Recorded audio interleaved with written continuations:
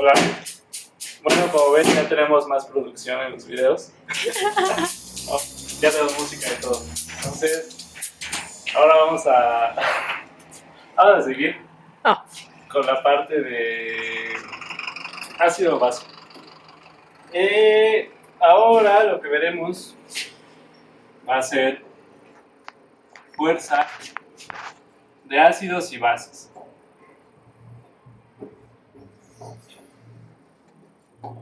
Ok, entonces, como habíamos discutido un poco la clase anterior, por ejemplo, si yo tengo un ácido que reacciona con el agua para generarme su base conjugada, un ion hidronio, y tenemos de este lado una base que reacciona con el agua para generarme el ácido conjugado y un ion hidróxido. Básicamente la fuerza de un ácido va a estar dada por qué tanto está formando de ion hidronio de protón al reaccionar con el disolvente, es decir, qué tan cuantitativa es esta reacción. Para el caso de las bases, tenemos esta base que reacciona con el agua para generar el ácido conjugado y un ion hidróxido. Por lo tanto, mientras más ion hidróxido se genere en el medio, quiere decir que el medio va a ser más básico. Por lo tanto, esa fuerza tiene que ver con la cuantitatividad de esta reacción. Y como hemos visto, pues la cuantitatividad está afectada básicamente por los factores de la estequiometría de la reacción, las concentraciones o las condiciones iniciales de la reacción y el valor de la constante de equilibrio. Entonces lo que haremos será revisar rápidamente el modelo de la ley de dilución de Ostwald. Entonces, ley de dilución de Ostwald. Ok, comenzaremos para el caso de un ácido. En este caso, voy a colocar igual mi ácido monoprótico que reacciona con el agua para generarme base conjugada y ion hidrógeno. Al inicio, supongo yo que lo único que tengo es la concentración analítica total inicial de este ácido HA. Voy a suponer que va a reaccionar una fracción de este ácido, que en este caso, por seguir con la nomenclatura que utilizan muchos autores, utilizaré alfa, que alfa después definiremos a qué se refiere, y al equilibrio lo que yo obtengo es lo inicial menos lo que reacciona, concentración total del ácido, por 1 menos alfa. Y lo que se va a formar en este caso de base conjugada, pues es alfa veces la concentración que reaccionó del reactivo limitante, que es el ácido, y lo mismo se formará de ion hidrógeno. Y entonces, esta reacción, si recordamos, está caracterizada por una constante de equilibrio, que es la constante de acidez, en este caso, del par HA A-. Ok.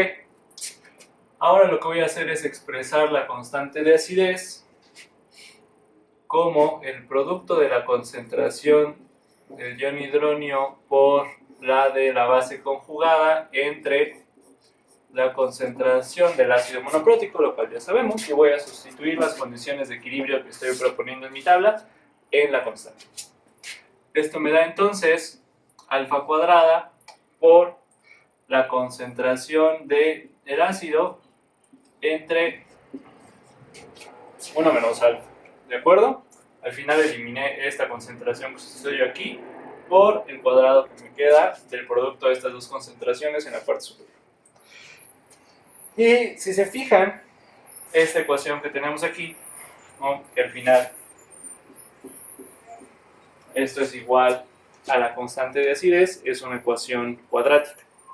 Vamos a reordenar esta ecuación para colocarla en la forma clásica ax cuadrada más bx más c igual a 0. Entonces, para eso solo voy a pasar multiplicando este término del lado derecho de la igualdad y tendré entonces alfa cuadrada por la concentración de HA igual a K menos alfa K, y después pasaré estos términos restando, sumando, dependiendo del caso, del lado izquierdo de la igualdad, para obtener entonces alfa cuadrada, concentración del ácido, más alfa K menos K igual a 0. Solo voy a hacer una última cosa aquí. Toda esta expresión la voy a multiplicar por el inverso de la concentración analítica total del ácido. Cuando hago eso, obtengo la siguiente ecuación: alfa cuadrada más K entre la concentración total del ácido alfa menos K entre la concentración total del ácido igual a 0. Y esta es una ecuación cuadrática que al resolverla yo obtengo el valor del alfa, claro, sustituyendo aquí los valores de la constante de acidez y la concentración del ácido, y por la forma en la cual sustituimos o construimos más bien la tabla de variación de concentración, esta alfa, que en este caso le vamos a llamar grado de disociación, este alfa va a ser lo mismo que la cuantitatividad. Es decir, que si este alfa vale 1, pues básicamente reaccionó todo ese ácido con el agua para generar ion hidronio y su base conjugada. Y una vez más entonces podemos observar que este parámetro alfa pues es función de dos cosas: de la constante de acidez y de la concentración total o analítica total del ácido.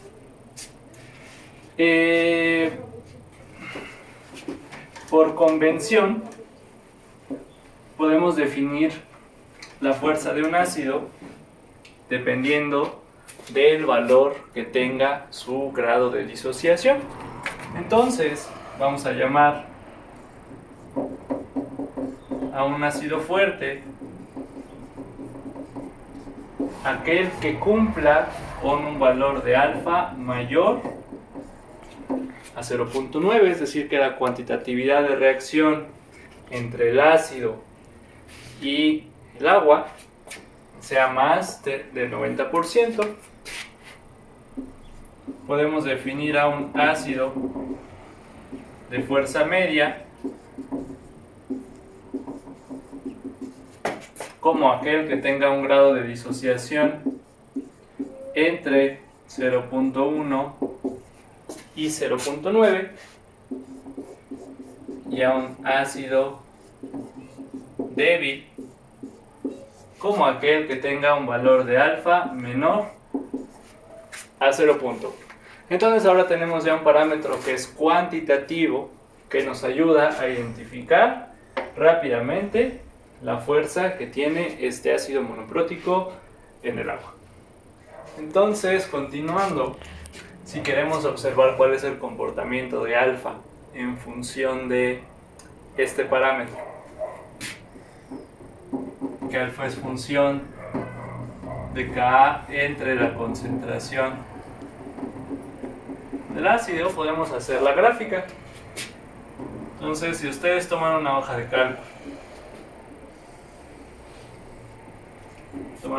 cálculo, y grafican alfa en función de el logaritmo base 10 de K entre la concentración del ácido, lo que observaríamos sería una tendencia, poniendo aquí está el 0 y aquí está el 1, observaríamos una función que tiene este comportamiento. Y si nos situamos en los límites arbitrarios que colocamos para definir las fuerzas, de los ácidos para este valor de alfa punto 1 y punto 9. Este valor en punto 9 corresponde aproximadamente a un valor del logaritmo de K entre la concentración del ácido de 1, y para un alfa de punto 1 corresponde a un valor de menos 2. Y bueno, ¿eso qué significa? Eso significa que, por ejemplo, cuando el alfa es aproximadamente 0.9, el valor del logaritmo base 10 de K entre la concentración del ácido debe ser igual a 1, o que K entre la concentración del ácido debe de ser cercano, ¿no?, al valor de 10. Entonces, si yo tengo un ácido y divido su constante de acidez entre la concentración y me da un valor de 10, significa que su alfa es igual a 0.9.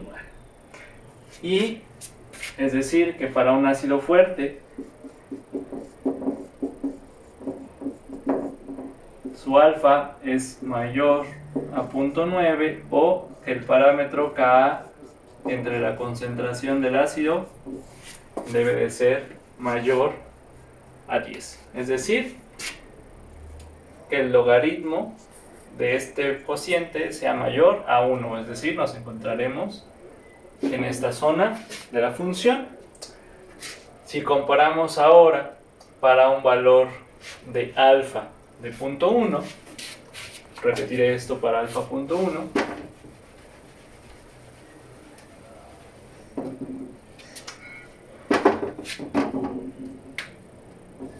ahora si tengo un valor de alfa aproximadamente igual a 1, significa que el logaritmo base 10 de la constante de acidez entre su concentración sea aproximadamente igual a menos 2, o el cociente Ka entre la concentración sea cercano, básicamente muy cercano a 10 a la menos 2. ¿Eso qué significa? Que si este cociente es menor a 10 a la menos 2, o que el logaritmo de ese cociente sea menor a 2, fíjense en qué zona me encuentro. En la zona de alfa menor a 0.1, por lo tanto, se trataría de un ácido débil. Entonces, para un ácido débil, donde el alfa debe ser menor a 0.1, también aplica que el cociente de Ka entre su concentración sea menor a 10 a la menos 2. Podemos entonces construir una tabla para calcular o determinar rápidamente cuál es la fuerza del ácido que tenemos en disolución. Entonces, tenemos, recuerden, ácidos fuertes de fuerza media y débiles, donde nosotros de forma tanto arbitraria colocamos por convención este valor del grado de disociación para fuertes mayor a 0.9, o utilizando rápidamente un cociente que es muy sencillo de hacer, la constante de acidez del ácido entre la concentración. Debe ser mayor a 10 para que se considere un ácido fuerte, para que el grado de disociación sea más del 90%. Para un ácido de fuerza media, alfa está entre 0.1 y 0.9, o el cociente Ka entre la concentración analítica total entre 10 a la menos 2 y 10. Y para un ácido débil, donde alfa es menor a 0.1, el valor de Ka entre la concentración debe ser menor a 10 a la menos 2.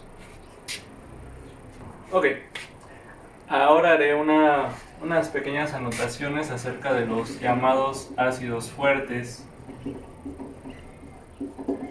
o también llamados nivelados. Recordando un poco lo visto en la clase de introducción,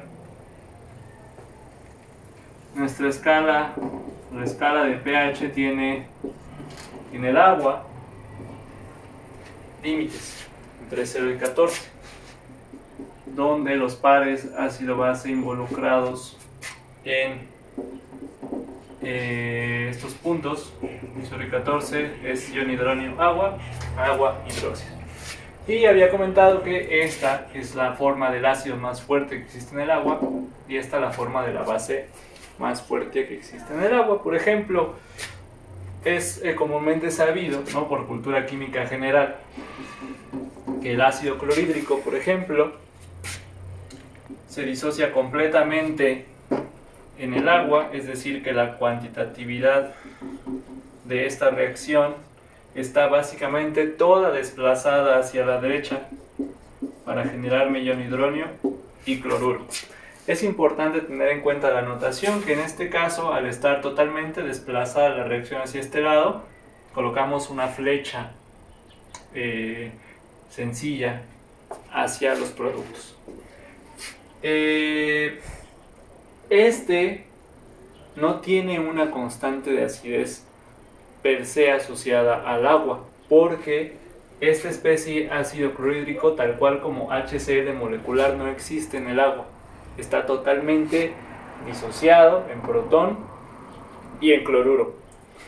Y hay muchos ejemplos de ácidos fuertes. Por ejemplo, también el ácido bromídrico es un ácido fuerte. La primera desprotonación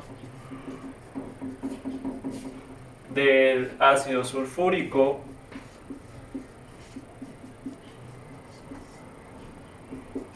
el ácido nítrico, por ejemplo, y otros. Entonces, se llaman también todos estos ácidos nivelados porque básicamente la fuerza de estos tres es indistinguible en el agua. Es decir, se puede estimar los valores de pKa de estos tres a través de ciclos termodinámicos. Y, por ejemplo, el ácido clorhídrico presentaría un pKa aproximadamente en el agua de -7. No es posible determinar de forma experimental en el agua, quiero aclararlo, pero a través de funciones termodinámicas es posible estimar cuál sería su valor. Y entonces el ácido de este caso, de este par, sería ácido clorhídrico y la base conjugada sería el cloruro. Y entonces fíjense que tal cual como lo vimos en la escala de reactividad, hay una reacción espontánea entre el ácido clorhídrico y el agua para generar ion hidróneo y cloruro. Y la constante de equilibrio, ¿no?, podríamos estimar que tiene un valor más o menos de 10 a la 7. Es importante notar que el ácido bromídrico, por ejemplo, tiene un valor estimado del pKa de -9. Entonces, este también reaccionaría con el agua, como está escrito en esta reacción, para generar bromuro y ion hidrógeno. Pero al final todos estos lo que me están generando es H3 o más, que es el ácido más fuerte que existe en el agua, es decir, todos estos están nivelando a un valor de pH de 0. Y es básicamente imposible obtener pHs menores a 0, y del otro lado también sucede, pHs mayores a 14, por cuestiones de la actividad del agua, además de que un parámetro que veremos después, que se llama capacidad amortiguadora de este par y de este par, acercándonos a los límites, crece de forma prácticamente exponencial. Por lo tanto, es muy difícil rebasar esos límites de forma experimental. Entonces, nada más recordar que cuando hablemos de ácidos fuertes, sabemos que se disocian por completo, que realmente no se puede medir una constante de acidez asociada a ellos, ¿no?, experimentalmente, pero sabemos que las fuerzas, de manera al menos termodinámica, si hay ácidos fuertes más fuertes que otros. ¿Dónde podríamos ver esto? Por ejemplo, si utilizáramos un disolvente que tuviera una permitividad relativa menor al agua, por ejemplo, tal vez etanol, que es un disolvente menos disociante que el agua, entonces tal vez en ese disolvente sí podríamos tener y observar experimentalmente diferencias entre la fuerza de ambos ácidos. ¿De acuerdo? Ok. Si quisiéramos, por ejemplo, titular una mezcla de ácido clorhídrico y ácido nítrico en agua,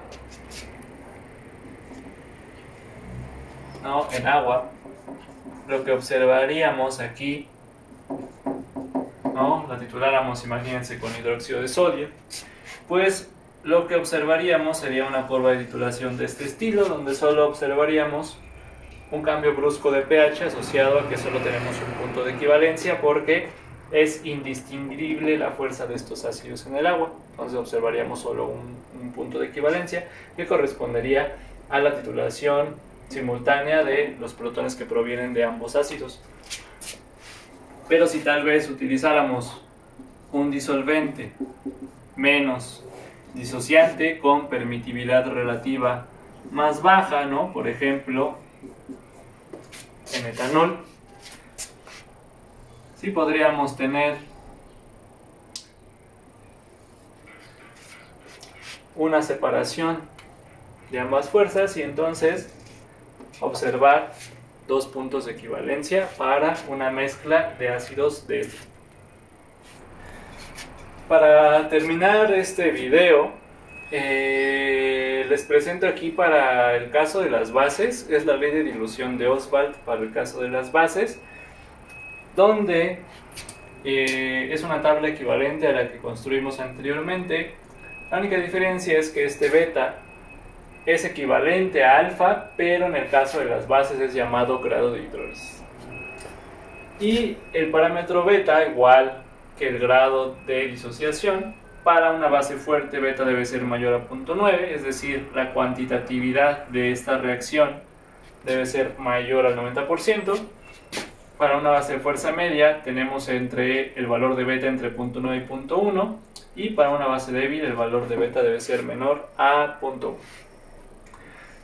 De igual forma, para las bases podemos tener un parámetro rápido para identificar la fuerza de ellas, y en este caso ese parámetro es la constante de acidez del par por la concentración analítica total de la base. Observen, ahora los límites son diferentes, y lo que quiero que ustedes intenten en casa es llegar a estos límites a partir de estos valores de beta. Les doy un tip: si ustedes grafican beta en función de el logaritmo de kW entre K por la concentración analítica total de la base, tienen una gráfica básicamente idéntica, muy similar a el grado de disociación. Y para estos dos valores, para una beta de 0.1 y 0.9, tenemos los valores respectivamente del logaritmo de kW entre K por CB de -2 y 1. Entonces lo que tienen que hacer es construir la tabla de variación de concentraciones como lo hicimos en la ley de dilución de Ostwald para los ácidos, llegar a una ecuación cuadrática que al final les tiene que depender de este parámetro, ¿sí? Ya saben a qué valor equivale 0.9 y 0.1 en cuanto al logaritmo de este parámetro, y llegar a estos valores. Bueno, pues eso es todo por este video. Espero que los sigan viendo y sigan estudiando en casa.